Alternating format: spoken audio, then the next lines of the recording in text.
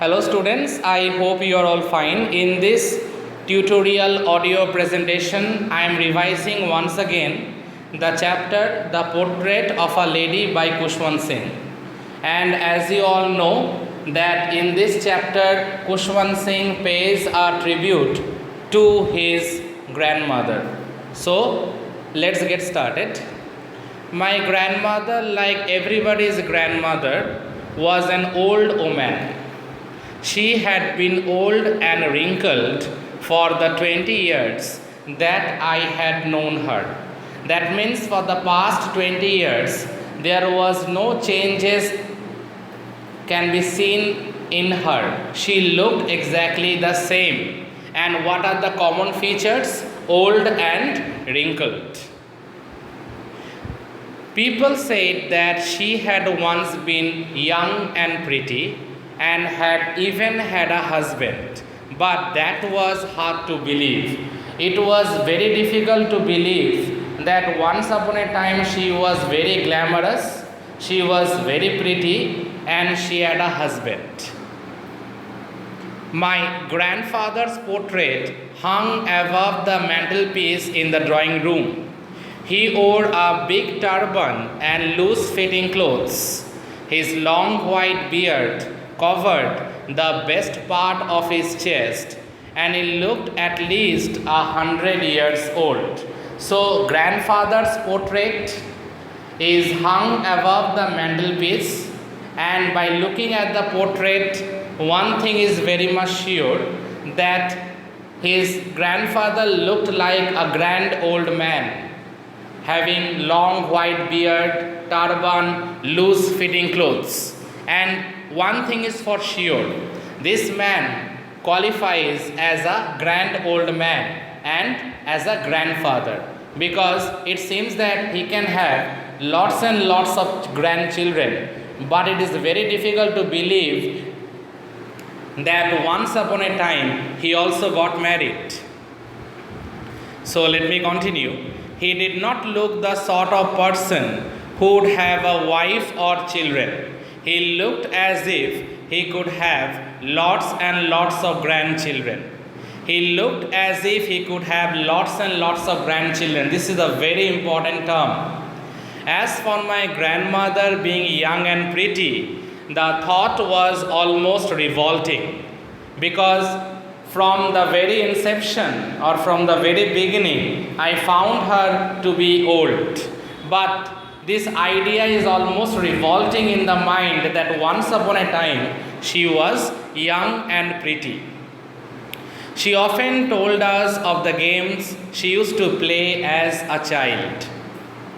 That seemed quite absurd and undignified on her part, and we treated it like the fables of the prophets she used to tell us. Now, her own childhood stories, though those stories are real stories, but it is very difficult for us to believe those stories.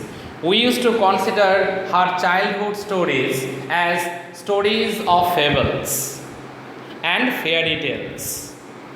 So, dear students, now I am moving on to the next paragraph. She had always been short and fat and slightly bent. Bent means to stoop.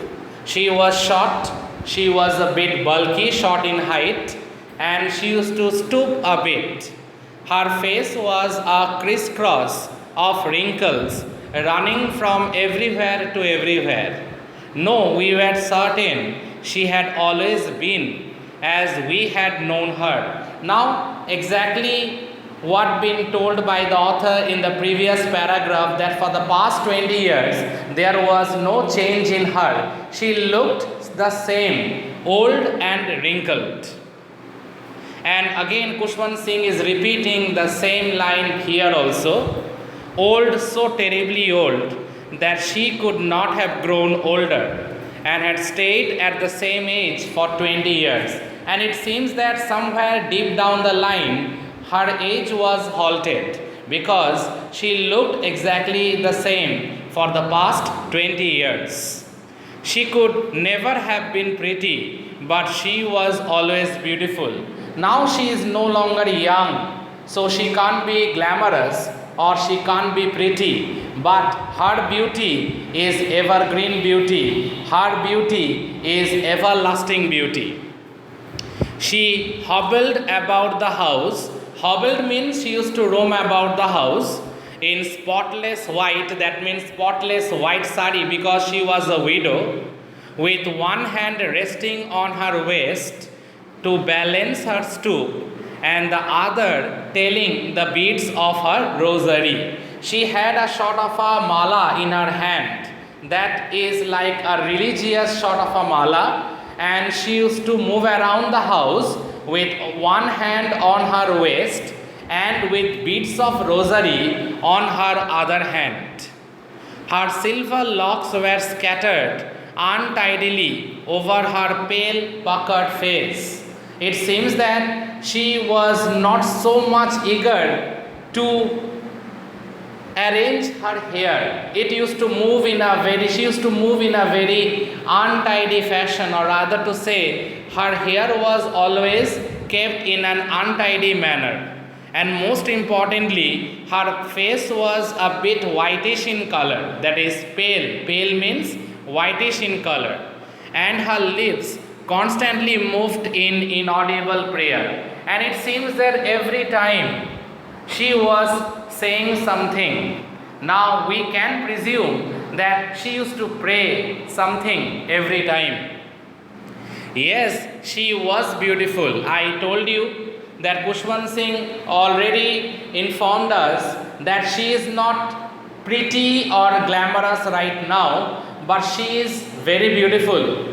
That is what she is trying to remind the readers, that her beauty, that means her grandmother's beauty, is evergreen beauty. So I repeat, yes, she was beautiful. She was like the winter landscape in the mountains, an expanse of pure white serenity, breathing peace and contentment. The meaning is that she was an epitome, or rather to say, an embodiment of peace, solace and serenity. And it seems that she was like the winter landscape in the mountains, cool, calm, full of divinity.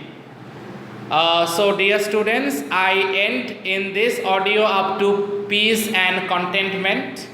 In my next audio presentation, I will continue from the next paragraph. If you have any doubts, kindly let me know. Thank you all. Thank you, students.